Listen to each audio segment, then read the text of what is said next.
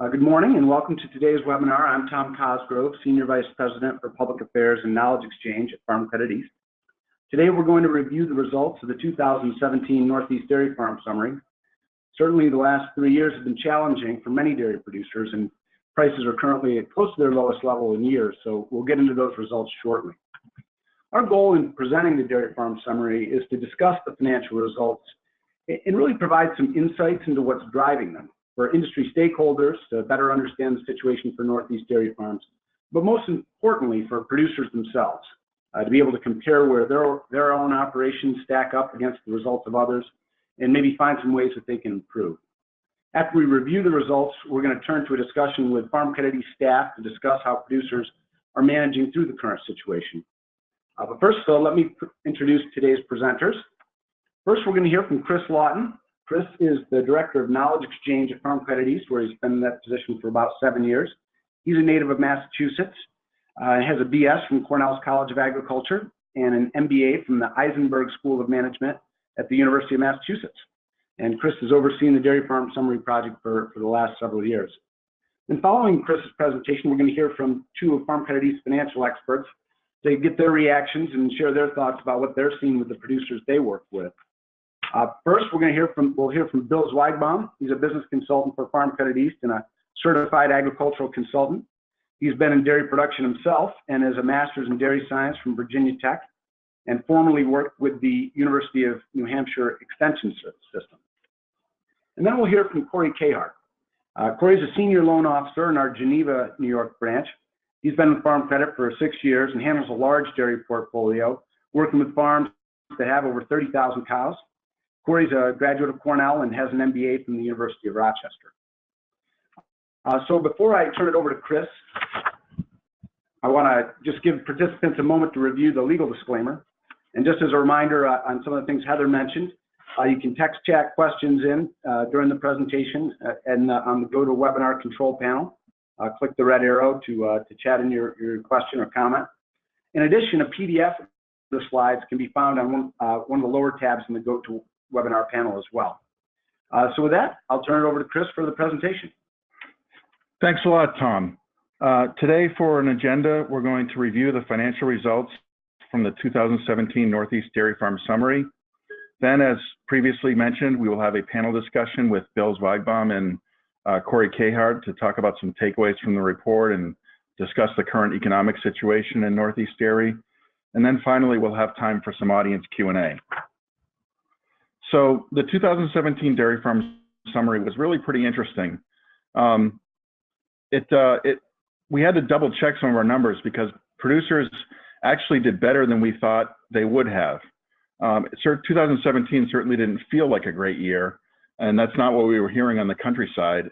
But we did see an increase in profitability over the prior year, 2016. And basically the bottom line of that was because milk prices increased by $1.47 per hundredweight over 2016, but net cost of production increased by a lesser amount. And that resulted in a profitability of about $291 per cow for the average farm that was in our sample. And that's a significant increase over 2016, where farms averaged about $15 per cow in earnings. So we had 320 farms participating, most of those from New York State, the remainder from the New England states. And as I said, the big news was that milk price increase rather.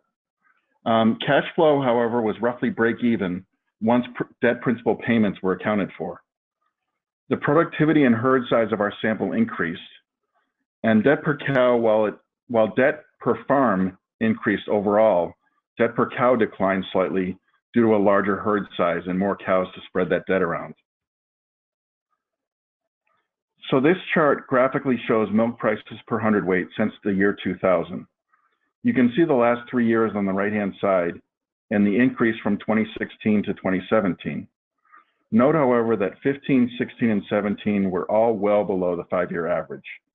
So 2017 was an up year, if you want to call it that, but it wasn't a very good up year.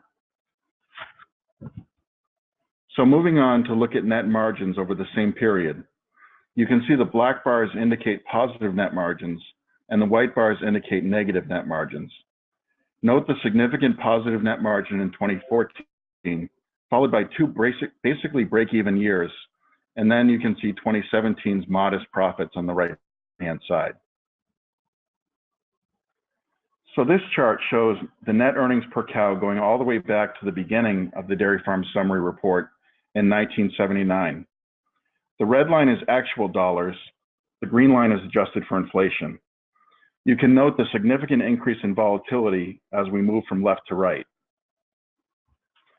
If we throw a trend line in there, we can see that there has been much greater variation in earnings from one year to the next, but the overall trend over time has been upward in terms of profitability. Of course, whether that trend will continue in current and future years is an open question.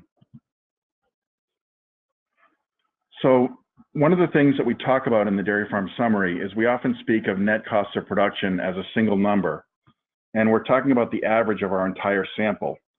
But it's important to note that each farm really has its own unique net cost of production.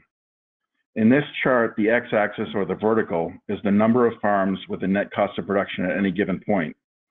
We can see how there's a cluster of farms around the midpoint, but the main purpose of this chart is to show that there's tails on each end, which show that each farm has that unique net cost of production based on their based on their cost structure and their business model.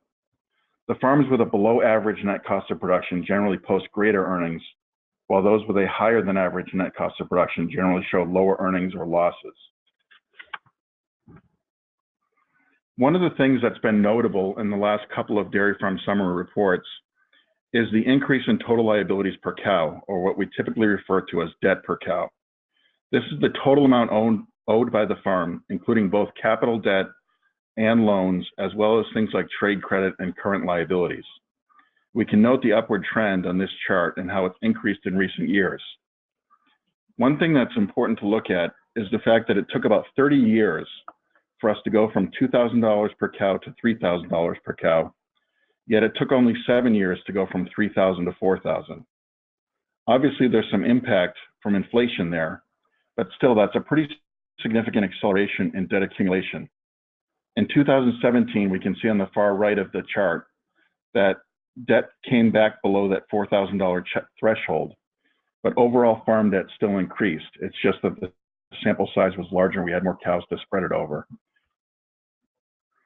If we put an inflation-adjusted line in, we can see that we've had high levels of farm debt before in dairy, but we have to go back to the 1980s to get there.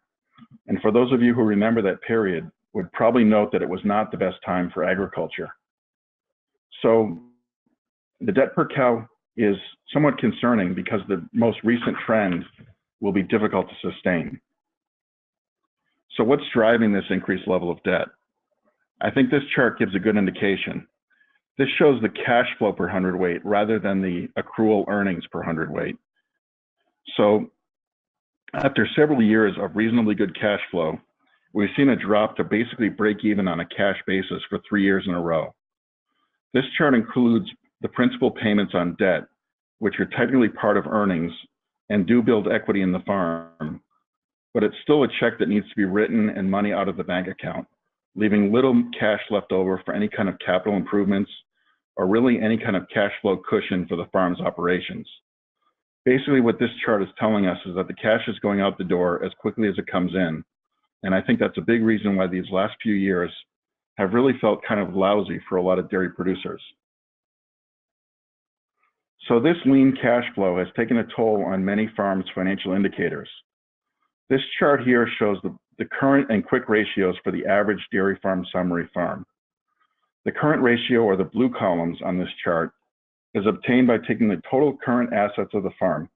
That is, things like cash and savings, accounts receivable, as well as inventories that are intended to be converted to cash within 1 year, such as supplies and feed, and dividing that figure by the current liabilities of the farm, that is, debts which will come due within the year, such as trade payables and the current portions of medium and long-term loans. We can see that the average farm prior to 2014 had a current ratio of about 2.75, meaning that they had nearly 3 times as many current assets as current liabilities, which is generally a pretty comfortable place to be. We can see the bump in 2014 due to the increased earnings that year, and then a decline thereafter. The red columns, which are a little lower, represent what we call the quick ratio. This is so called because it represents the assets which could be quickly mobilized to pay bills if necessary. Basically just cash and things that could be quickly converted to cash, like accounts receivable. Most notably, it does not include inventory such as feed. So here we can see the difference in recent years is more significant. We can see that in the past, this value was just above 1.0, meaning that the average farm had about the same amount in cash as they did in current liabilities, which is a good place to be. In 2016 and 17, that value has now fallen below 1.0. This means that the average farmer is relying on converting their inventory, mainly feed, into milk and subsequently cash to pay bills as they become due. That can still be okay, but it increases the financial stress on the farm, and it means that many farms are still really waiting on that milk check to cover things like accounts payable, payroll, and other expenses. So if we go ahead and look at the range of 2017 profits, we can see that while the average farm earned about $1.14 per hundredweight in their milk prices, there was a significant portion of farms that struggled to break even. The lower 25% lost about $1 per hundredweight, and yet there were still farms that did very well, even in the current price environment. The top 25% of our profit quartile earned $2.42 per hundredweight. Just like we saw that bell curve in net cost of production, you can see that we had a wide range of results. A few interesting things to note here. The lower 25% had a smaller herd size on average than the group did, but the top 25% had exactly the same herd size average as the overall group. This was because there were farms of all size categories in the top 25%. While larger farms are sometimes more profitable, in 2017, there wasn't a clear trend of only larger farms making the top group. Note that we also saw higher per cow and higher per worker productivity in the top profit quartile, which is important for keeping expenses low. So one of the things that we typically look at every year in the dairy farm summary is we break down that top profit quartile and look at what really set those farms apart from the pack and from each other. We analyze their financials and look at what stood out most for each farm and break the group into 5 categories based on their strategy. We'll take a look at each one individually in a moment, but the point here is to show that there are multiple pathways to breaking into that top profit tier. So if we look at the first category, we call them great with cows. These are farms that focus on per cow productivity through genetics, nutrition, or other means. The average milk sold per cow in this category was more than 29,000 pounds, the highest among the 5 groups. Highly productive cows also allowed them to produce more than 1.1 million pounds of milk per worker as well, which is second only to the labor efficient group. The labor efficient group farms combine highly productive cows, large herd sizes, and modern parlor equipment to achieve high labor efficiency. These farms averaged a remarkable 1.6 million pounds of milk per worker. They also tended to be the largest herd sizes in the top profit quartile. To answer a question that some of you may be thinking, none of the herds in this category used robotic milkers. We did have a handful of farms in the DFS that did use robots. However, none of them happened to make the top profit quartile this year, so they're not in this group. That's not making any kind of statement against or for robots. We just didn't have enough of those farms to draw any kind of conclusions, pro or con. But the point here is that these highly labor efficient farms are using more conventional milking technology, but just managing their herds and their labor force extremely well to achieve great efficiency.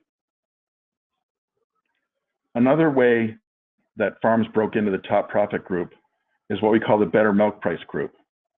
This group received $4.75 more than average for the top profit group. To answer another question that some of you may be thinking, none of these farms were organic. We do not include organic producers in the dairy farm summary, but some of these producers may serve other non-organic specialty markets, such as kosher, specialty co-ops, or other specialty markets. This category also contains some of the non-Holstein herds that happen to make the top profit group, who may have higher components for their milk. It's notable that this group also has a significantly lower herd size than the average of the top profit quartile. The next group is what we call tight with a buck. This group had the lowest net cost of production by quite a bit and generally just spent less in every cost category. With the smallest herd size of the group, only 91 cows, and actually significantly smaller than the average dairy farm summary herd, this group likely uses a lot of family labor. Some of this group also has significant non-milk business income, such as maple syrup production or other enterprises. It's notable that in the dairy farm summary, we do not exclude farms that have ancillary business activities to supplement their milk income. We only exclude them if that ancillary activity is greater than 50% of the total farm revenue. But it's common for many farms, particularly smaller ones, to have other activities such as mapling or crop sales or that sort of thing. The income in this group may understate the true value of their family labor contribution, but on an accrual basis at least, they showed very strong earnings. This last category we simply call balanced. These were farms that did very well in all categories and didn't have a single area where they stood out. Their profits were lower than some of the other styles, but they still made the top 25%. The common theme in this group is that they reached a profitable balance between milk production per cow and costs through a variety of management styles. It's notable that if we look at a scatter plot of milk production per cow, while there is a slight upward trend in that, the overall top milk producers didn't necessarily make the top profit quartile, because you can reach a point of diminishing returns in your feeding and cow management. It is notable, however, that few low production herds made the top profit quartile. So some conclusions from the dairy farm summary. Profitability improved basically because milk price rose more than net cost of production did. A wide range of results continues as we've seen in past years. There were positive correlations between farm size and productivity. However, not all large farms made the top profit quartile or even had positive earnings. They were really split, with about 25% of the large herd category making that top profit quartile. So it wasn't, being large was not a guarantee of exceptional earnings. Farms in New York compared to farms in New England generally showed lower net cost of production, even when adjusted for size. So one of the things that we noticed about New England was that there wasn't a single smoking gun in terms of higher costs, but everything cost just a little bit more.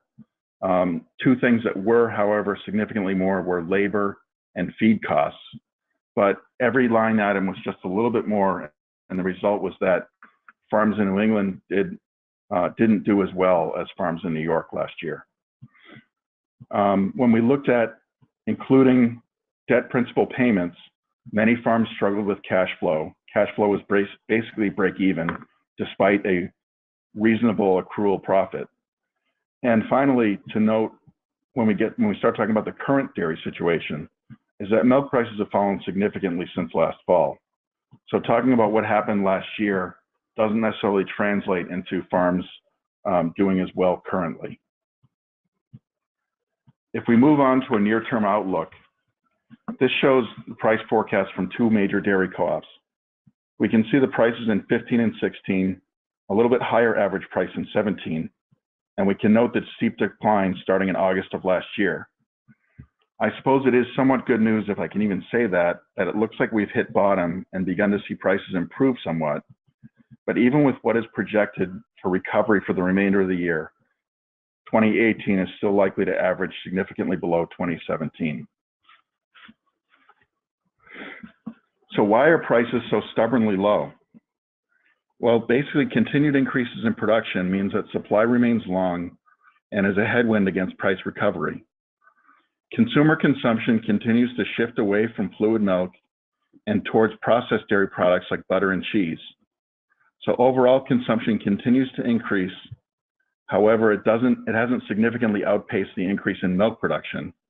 And moreover, the growth in those products outweighs declines in fluid milk. While it outweighs declines in fluid milk consumption, it also means a shift away from Class 1 pricing and towards more lower price classes. So improved exports we are seeing every year. Exports have been running higher year over year since July of last year. February exports were equivalent to 17.2% of U.S. milk production versus 14.8% in 2017, 1 year ago. It's great that exports are up, and that will help support domestic prices somewhat, but bear in mind that this also increases our exposure to international markets, which is part of the reason for increased price volatility that we've seen in recent years. So with that, I will turn it over to Bill and Corey for some reaction and commentary. Thanks, Chris. Yeah, I appreciate the presentation. And so I think first we'll go to Bill Zweigbaum. Bill, maybe just kind of a general comment on the results, but also certainly comments in terms of what you're seeing from the producers that you work with. Okay, thanks, Tom. There's a few things that kind of jump out at me. One thing is that this year, the correlation between Northeast Dairy Farm Summary and our Success Strategies program that focuses on larger dairies averaging over 1,000 cows were quite similar. Not very much deviation in results despite herd size, although we did see increasing herd sizes amongst large farms having a more significant advantage over the average size and smaller size groups. In terms of things that I've noticed in working with farms this year is that everybody is really working hard on tightening spending in all areas. As Chris mentioned when he was comparing New York to New England, there's no one smoking gun there. It's a lot of pennies and nickels and dimes all across the board that everybody's been focused on. The big thing that we're working with farmers on is to make sure that they are continuing to keep their eye on the long term, not cutting costs that may be detrimental to long-term production levels in an attempt to gain some short-term cash flow. The kinds of things that we've been seeing would include reducing feed additives, particularly with butterfat being much more valuable in the current marketplace than protein. A lot of the lysine and methionine products that have been in rations historically the last 10 years are being pulled out to lower costs. And farmers are paying much more attention to their feeding programs in general, being that it's their single largest expense.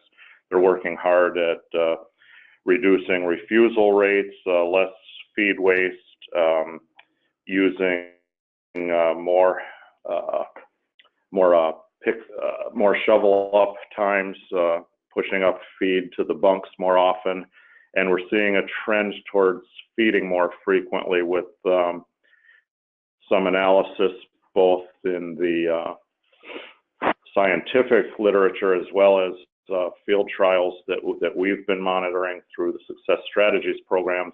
Farms that feed twice a day are definitely making more milk and more profits than those that feed once a day. We're also seeing a drop in discretionary labor benefits. That's probably tied into increases in minimum wage.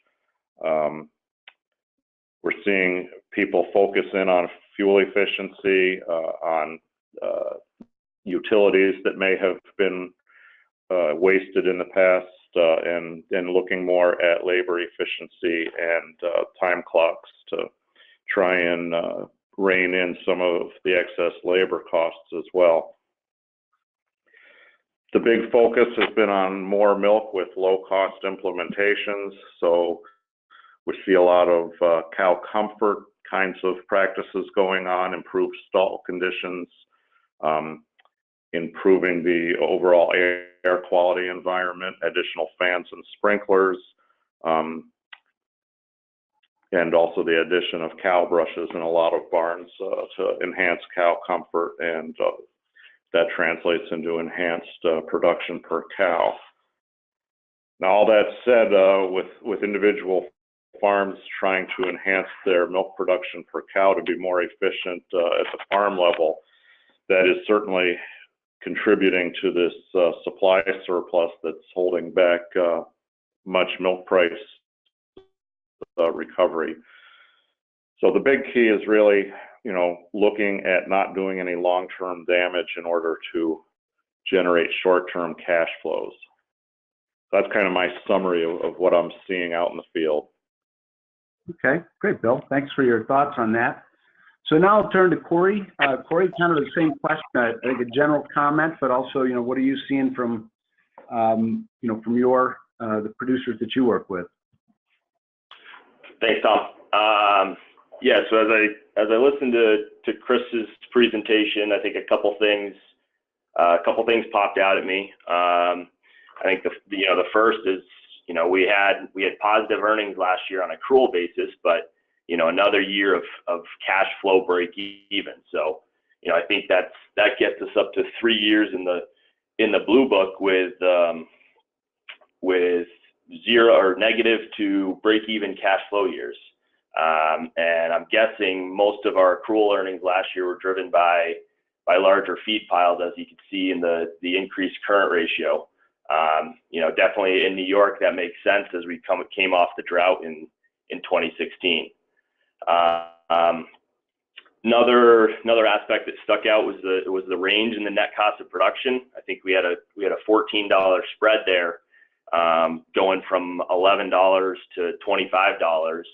And I think we're seeing that on the credit side a little bit, maybe not quite that drastically, but there's definitely a range of performers out there, and that's evident in the $3.27 spread in the net earnings per hundredweight. Then the final point from Chris's presentation is, I think, as we go through these tough times, there's a lot of evaluating, looking at your peers, and trying to figure out which model works best for you. But these numbers show that there's different models work for different managers. So I would stress for our managers out there to know your model, know how to optimize it, and go forward from there. As I look at the credit environment, there's a lot of tough conversations being had. Whether it's based around leverage and your capital position or your earnings over the past few years, it's been pretty tough. So what my producers or my customers are kind of doing to improve that, there's a lot of focus and pressure on liquidity and building working capital.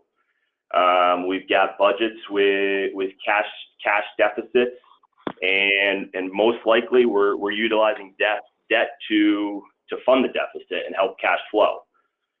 This year, I'm pushing my customers to focus on the cash aspect versus the accrual. You think about big picture, cash is king, and sometimes we lose sight of that. I agree with Bill to not jeopardize long-term success with short-term focus. But the 3 years of negative cash margins are definitely real. So how do we offset that and build more cash on the dairy? I think it's an emphasis on refining your variable costs, and I think I have 3 focus areas where my customers are targeting that. Increased milk production per cow, so just driving efficiencies, and that's Bill's cow comfort comment. Refining your diets and trying to maximize production per cow. Decreased heifer inventories. That you only need enough heifers to match your cull rate unless you're growing. In today's environment, there's not a lot of customers that are really pushing growth, as a number of my dairies have kind of reached that mature herd size. So why raise extra heifers if there's not a market for them and they're eating up cash? Then the other aspect is managing feed inventories. If we're not growing, we don't need the feed bunk to continue to grow either. So, you know, another item that my customers are focusing on is the items that you can control. So you think about it, you know, milk price. We showed the outlook there. What aspects of your milk price can you control? Are you capturing all your milk quality premium? Are you driving up components as much as you can to improve your milk price? You know, those types of analysis and projects are going to be ones that pay back for our customers. Further on the capital side, I think capital spending is slowed. There's not a lot of projects in my credit portfolio that are occurring, and we're evaluating debt capacity and debt structure. So we are structuring the debt to end up with a 10-year blended capital debt term to kind of, you know, balance out the debt structure and asset structure of the dairy and support cash flow with longer term debt. So I think that's all I've got, Tom. Okay, some good comments. I think you hit on some of the things that that producers have learned as they've kind of gone through these last couple of years of adversity. Question for you, Bill. You know, Chris talked a little bit about the changes in the results over time and kind of the overall increase in liabilities per cow, and certainly one aspect might be the factor of inflation in there. You know, maybe you could address the impact of inflation on inputs and overhead to cost of production over time. Sure. So if you look at the results out of the Blue Book, the net cost of production increased in 2017 from the prior year by 2.3%. And you can see that for those of you that have books available in your offices, there's a table on page 9 of the book that goes through by line items. And we had some items last year like crop inputs and feed that were quite flat, and others that increased fairly significantly, contributing to that 2.3% increase. And that's really what kind of took away about a third of the milk price increase last year that didn't translate into bottom line performance, really came out of inflation in net cost of production. For 2018, we're not only expecting a much lower average milk price, but we are expecting inflation to continue, particularly in the areas of labor, fuel, and grain costs. And so we're kind of headed towards a much worse situation than we observed the last 3 years, which were already at the break-even level on cash flow. Now we're really looking at a situation that is, for the average farm, going to look at negative cash flows. And of course, obviously, there will be a big range there, but that's rather concerning. The other thing that jumped out at me in terms of looking deeper into the information is that we started to see some increase in overhead costs in 2017. Some of that was probably directly related by herd growth slowing just a little bit, and also milk production being off a bit due to some forage quality challenges last year. But it's very unusual for us to see inflation creep in overhead costs, because that type of inflation, like property taxes and insurance and the like, has usually been overcome with added cows and added total milk volume. And that didn't happen last year and may not happen again in 2018. So that's another issue that's concerning when we think about what's going on with input inflation. Okay, thanks, Bill.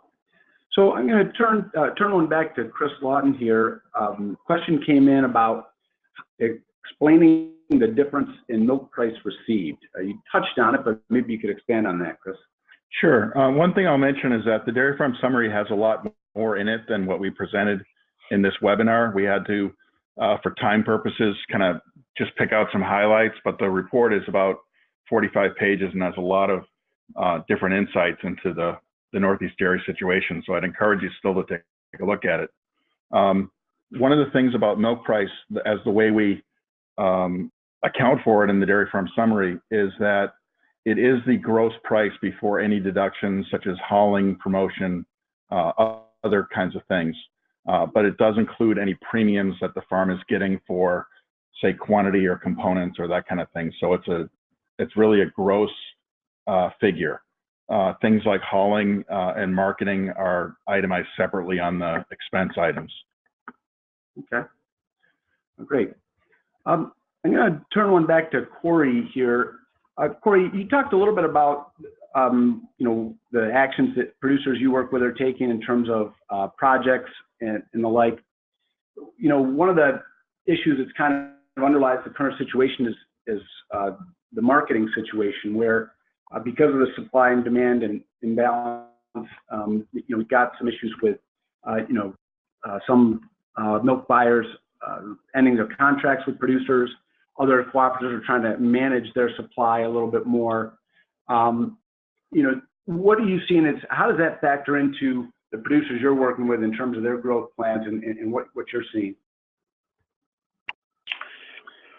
That's a good question, Tom. I think that's going to be a challenge and focus in the industry going forward. As far as my customer base is primarily large dairies. They are part of the larger cooperatives in the area and have grown with the cooperatives. I think the continued growth in production will slow a little bit, dependent upon the co-op. And I think your co-op model will continue to evolve. We've seen some of the two-tier pricing from Upstate and from Land O'Lakes, and then we've seen increased marketing assessments from other co-ops as well. So, I think from a credit perspective, we have to look at the current milk price environment, understand it, and recognize that the current surplus is real, and the future outlook for milk price is probably going to be relatively mediocre until the overall supply and demand picture gets straightened out. And I think it's going to be a combination of factors that will lead to that, between economics, leadership in your co-ops, and general financial position of the dairies. Okay, thanks. So another question came in. Bill, I'll send this one your way. A couple weeks ago, we held a webinar on enacted changes to the Dairy Margin Protection Program. These were originally enacted in February, but have just gone into effect. And so we had a webinar to discuss what that means. And so, Bill, I'm just wondering, what are you seeing with customers that you work with? Are they going back to sign up for the revised margin protection program, or how's that figuring into their plans? Well, I have to say, I have not seen very many producers express interest in going back into the program. I think that their level of disappointment in the past has got them in a mindset that may not be in their best interests, but for the time being, there just isn't a lot of enthusiasm out there. Okay. Corey, what are you seeing with customers you work with? I haven't encountered much with it. I think it's more targeted for the smaller dairies. But from what I do understand is, basically I think you have to sign up by June 1st. I can't remember fully the date, but there's the look back period, so you can more or less understand and know what your margin would be or your payment would be. So I would say you go through that calculation and determine whether or not it's a good use of your capital. Yeah, and for those on the call who are interested, we do have a recording of that webinar. We had Mark Stevenson and Andy Novakovich from the program on dairy markets and policy going through what Corey just said, looking at the revised margin premiums and what the current margins are, and certainly for the first 5 million pounds of production where the premiums are fairly low, probably worth taking a second look. Bill, I have another question for you, and this is kind of a general strategic one, but one I'll ask you to tackle. A question came in just in terms of, as we talked about the leverage of farms, what are some of the strategies farms can undertake to get leverage down if it has increased over the last couple of years with the negative margins? I would say that the single most effective thing that we can do is look at capital expenditures and determining what the payback periods are for those expenditures and how critical they are to a longer term strategic plan. One of the things that you'll note in the dairy farm summary, if you look on page 6 at the earnings table, the 5-year average earnings for a typical or average farm in the program was $367, whereas the same 5-year period, their average capital expenditure was $828 per cow. So there's about $450 a year times 5 years going out in capital that wasn't supported by earnings. So that's got to be supported by production growth, herd growth, and appreciation, as well as increased debt load. And that ties back to, Chris's observation that we've had a very accelerated increase in debt per cow in the last 7 years. And that would be one place where we did see a little bit of difference between the dairy farm summary and our success strategies data sets. Amongst the larger farms, the capital expenditures were even a little higher than that, and our debt per cow did not decrease in 2017. It actually continued to increase further. So there's a fine line there between, missing the boat and not keeping up with growth and new technologies through capital expenditures, as well as, making sure that you've got a stable land base and that sort of thing. However, I do have some real concerns about the long-term ability of farms to continue to finance capital expenditures that exceed earnings with debt capital. That's going to be probably our next big challenge. Okay, well, good. All right, well, I think we're about ready to wrap it up here. I think before I do so, I just want to turn it back over to Chris for maybe a couple of closing thoughts. Sure. Building on what Bill said, one of the things that I noticed in analyzing the dairy farm summary data is that for capital expenditures, there was a pretty big gap between the median and the average of capital expenditures. And what that means is basically the average is just taking all the numbers together and averaging them. The median is the midpoint of all the single data points. So the average was pulled up by some fairly large expenditures of some expanding dairies, whereas the median indicates that most farms were spending quite a bit less. And so there's two things that are kind of driving the increase in debt. And one of those is expansion. And certainly dairy is becoming a more capital intensive endeavor. Another thing that has been driving it is, of course, capitalizing some losses. And I think the important thing to keep in mind with that is think about what's going to change so that you don't have the same conversation in a year or in 2 years. because it's important to think about, it's okay to maybe capitalize a loss in earnings, especially if it's just due to things that are purely out of your control, but you don't want to continue to do that over a long period of time, or you'll just erode equity. But I think, looking a little bit further down the road, I think that we do have to be cautiously optimistic about the dairy industry in the U.S. and in the Northeast in particular. The Northeast remains a good place to make milk. We have a strong system and network of infrastructure built up.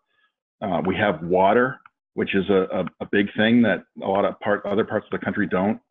So I think that there's some reasons to have some positive outlook, but it's going to be a little bit of a bumpy road, I think, in the near term. Great, thanks, Chris. Yeah, and I would just echo what Chris said. I mean, certainly, as has been discussed, we've got a number of producers are facing financial challenges, but certainly I think one of the things the dairy farm summary results have shown is how resilient producers are. And certainly Farm Credit East staff on the credit side and consultants like Bill are available to work with folks. We're certainly going to work with folks on a case-by-case basis to find what the best solution is for every producer out there, and is certainly part of Farm Credit East's long-term commitment to dairy in the Northeast. So I want to thank Bill and Corey for their comments today, and certainly thank everyone who's joined us on the webinar. I do want to point out, as Chris mentioned, that the full Dairy Farm Summary Report and the accompanying tables are on the farmcrediteast.com website. You go to farmcrediteast.com and the Knowledge Exchange section under Reports, you can get a PDF of the report. So again, appreciate everyone joining us today, and hope everyone has a great afternoon and great rest of the day. Thanks.